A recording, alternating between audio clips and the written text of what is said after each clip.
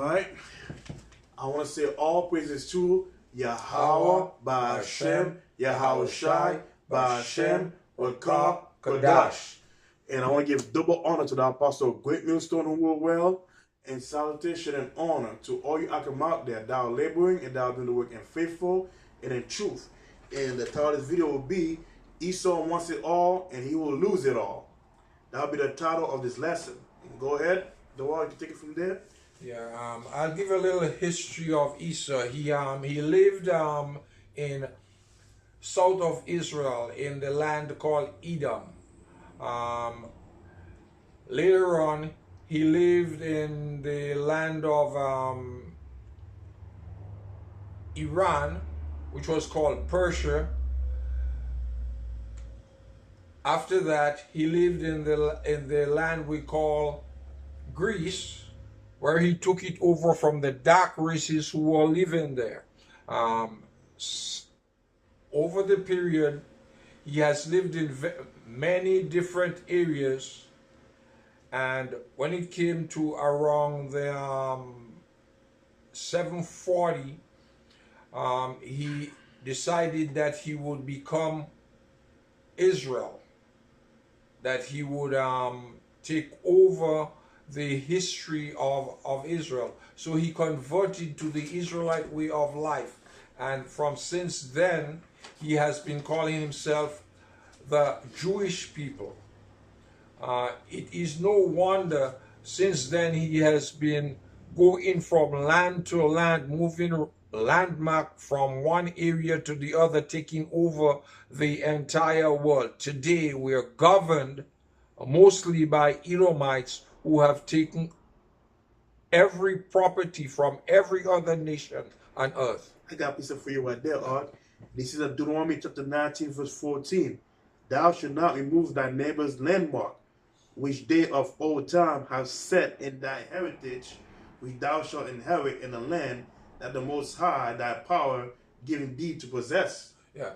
When the Most High gave land, and he gave each nation their portion. And over the years, Esau has always think that he can take over everybody's property, and he has been doing that ever since. And I got a piece of for you in it's Deuteronomy chapter 32, right? Yeah, 32. Okay. And a precept 32. When the Mosai divided the nations. Oh, when the Most High divided the nations. 28, I think. Okay, Deuteronomy 32 and 8. Okay, there we go. I got it. He says, when the Most High divided to the nation their heritage. Yeah, he gave each nation their portion. When he separated the son of Adam. When he separated the sons of Adam, he didn't want them to live together. He set the bounds of the people according to the number of the children of Israel. Yeah. The bounds were set depending on the number of the children of Israel. Because, go ahead. In verse 9, he said, for the Lord portion is his people, Jacob is the lot of his inheritance. Yeah. The Most High is telling the world that Israel is his people. The Israelites are his people. And he set the bound according to them, because those are his people. That's his inheritance. And in Deuteronomy chapter 27, verse 17, and he says, cursed be he that removeth his neighbor's landmark. Yeah, and over time, Esau has got into the habit of just removing landmark. He conquers this land and take the land. He conquered the other land and take it, and that has been going on for many years now. Yep, and he conquered land and named it after himself. That's why he's known for. You know, and again in Proverbs 22 verse 28, he said, remove not the ancient landmark. Yeah, the landmark that was put down by the ancients, the Heavenly Father, Yahweh, says you should not remove it. But Esau, being Esau, he is always the opposite of what he is supposed to do. He's the person who does wrong the best way. That's right. He wants it all. It's just not enough for him. He wants more and more and more. If the Most High didn't give you that portion, you should not have taken it. And like you said, the Most High divided the land, and He give everybody their portion of that land. What the Most High give you, that is what you hold on to. But the Most High didn't give you that land, you have no right to take it. And I'm going to bring on Habakkuk chapter 2, verse 5. And he says, ye also, because he transgresses by wine, he is a proud man. Yeah, he transgressed by wine. Wine here is the philosophy that he goes around telling everybody that you must be like him. Yeah, he says he's a proud man, neither keep it at home. Yeah, he never keeps at home. He wants every land. He wants to be governor over every people. Yep, right. And if I may add too, and that is exactly what he's doing right now. Look what he's doing in the Middle East. The so-called whole purpose of being in the Middle East is he wants to conquer the whole entire Middle Eastern region. Not just the Middle Eastern region. He wants to conquer the whole world, like the brother says. He doesn't want to stay in one place. He wants to move from one place to another, and setting up government over people, over other land that don't belong to them. And he says, who enlarges his desire as hell, and he's as deaf, it cannot be satisfied. Yeah, he enlarges, he takes things that does not belong to him, and he cannot be satisfied. He never have enough. No, never have enough. But gather unto him all nations, and heap unto him all people. Yeah, he doesn't only gather the people to himself, but he steals the identity of everyone on earth. He is everybody. He is the European. He is the Australian. He is the South African. He is the Egyptian. He is everybody on earth. And it doesn't really matter who the people are. That's who he is. As soon as he take over the land, he take over the identity of the people that are on the land. Yes, especially the nation of Israel, the chosen people, because that's why Esau be calling himself nowadays. He's the chosen people of the Most High. He's the descendant of Jacob, which is the biggest lie. He is indeed a descendant of but of Abraham, of Esau. Of Esau, he is indeed a descendant of Abraham. Yeah. But he is not the chosen descendant. He is not the one that come from Abraham, Isaac, and Jacob. No, he's not. But that's why we call himself now that he's stolen the land and proclaim himself to be that nation of people. Every land he stole, he proclaimed himself to be that nation. Yeah, he is a Hebrew Edomite. He is not a Hebrew Israelite. No, he's not. And he says, but gather unto him all nations, and heap unto him all people. Shall not all these take up a parable against him? Yeah, the people are going to turn against him one of these days. They're going to turn off. Well, not one of these days. Most people have already turned against him. Exactly. He said, in a touching proverb against him, and say, woe to him that increaseth that which is not his. Yeah, he constantly takes other people's land. He constantly takes things that belong to other people, from their invention to their land to whatever property they have. He takes it. He keeps heaping things to himself. And he keeps stealing as much as he possibly can. He's never satisfied. Oh, no, he's not. He said, and to him, he said, how long?